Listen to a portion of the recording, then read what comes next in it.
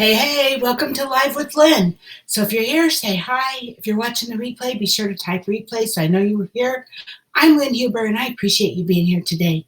So today I'm going to talk about 4 tricks for talking to anyone. Why is it so hard to talk to people, right? I mean, are you an introvert like I am? I'm not a small talk person. I do okay when I'm on and I'm ready to go to work, but it takes effort for me to be outgoing and personal when I'm in groups where I don't know anybody.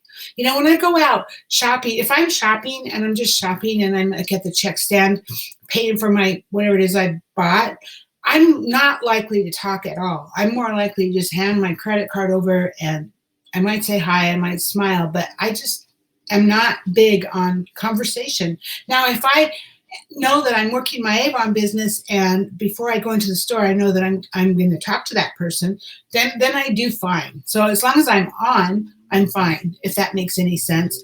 Hi, Karen. Good to see you. Now, Richard, on the other hand, he can talk to anybody. He's Mr. Personality. He walks in and he's like made best friends with everybody in the store before we even get through the store.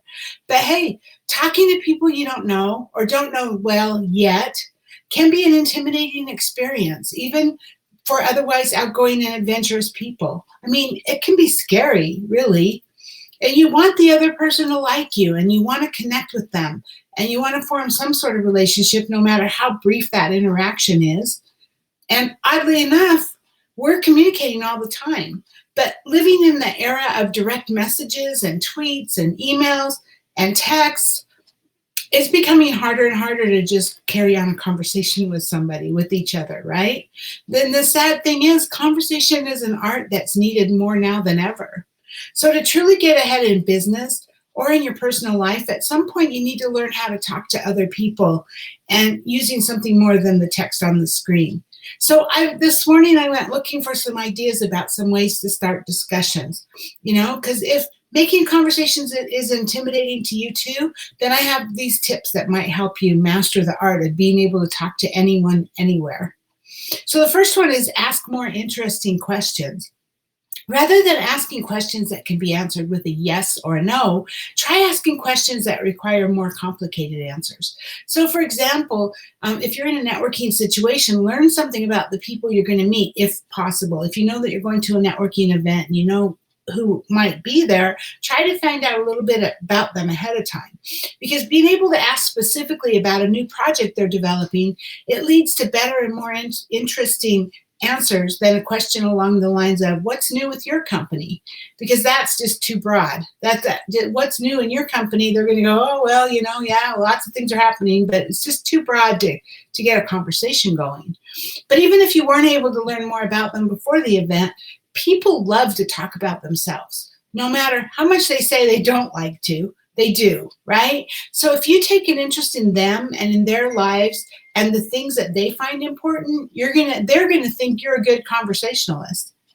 Ask them questions about their hobbies or their kids or their family members, significant others, their job, anything about them that might get them talking. Hi, Don. Good to see you. Thanks for being here. So forget the weather. The tendency of falling back on the weather as a topic of conversation is both tedious and it's a death knell to the interaction. Turn weather talks back around by asking a related question, but also redirect the conversation at the same time. So you might say something like, you're right, it's been pretty hot out. It makes me think of heading somewhere cooler. Tell me, where did you go on the best vacation you ever had? You see how that I took the weather and I turned it into hey, what was the best vacation you ever had? And get them talking, right? And once they're talking and telling you about their vacation, it makes it a lot easier to have that conversation for both of you. So learn the power of adding on. This is a pretty simple technique where you take what someone else has said and you add something to it and then add a question at the end. So this helps keep things rolling even if someone else has stopped the conversation cold with a yes or no question or something about the weather. So for example, if you're asked if you saw the game last night, you might say, yes, that play at the end was really something. It reminded me of a time when I went to see them play live in person. And so tell me, what was the best game you ever saw?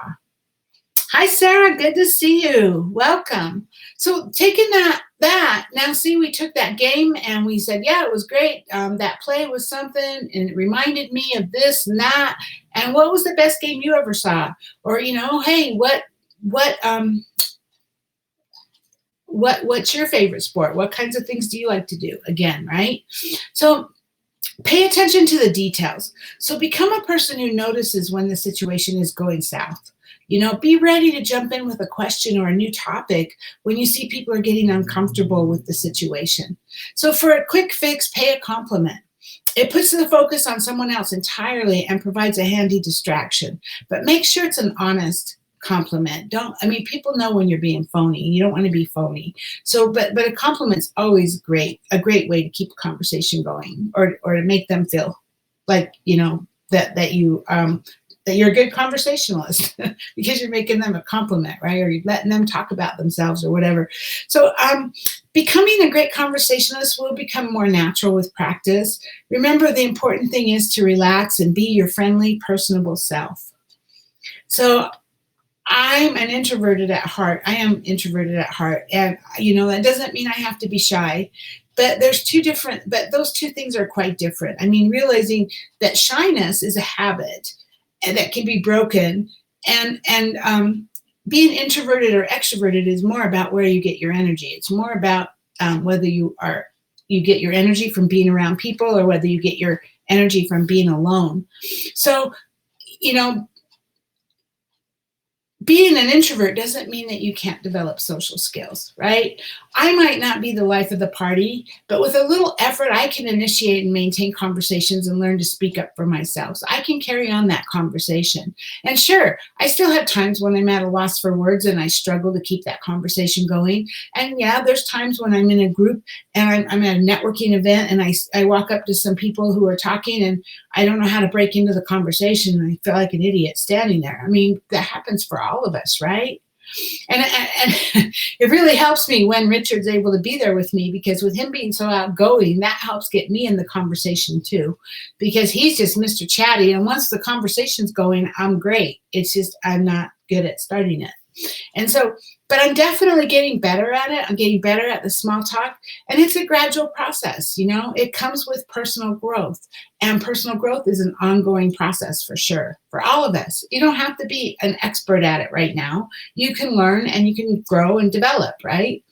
By paying attention to the discussion and taking some care in choosing your words, you're going to find yourself having great conversation in no time. So, hey, how about you? Are you an introvert or an extrovert? Do you struggle with carrying on a conversation with someone you don't know? What kinds of things help you to be more outgoing and conversational? So please get down in the comments and share your thoughts in the comments. I would love to hear your stories. And I want to thank you guys for being here, Karen, Don, and Sarah, for being live, and anyone else who might be live who just hasn't commented, and anyone who might be watching the replay. I appreciate you. So have a great day. I'm going to get a haircut today. I'm so excited.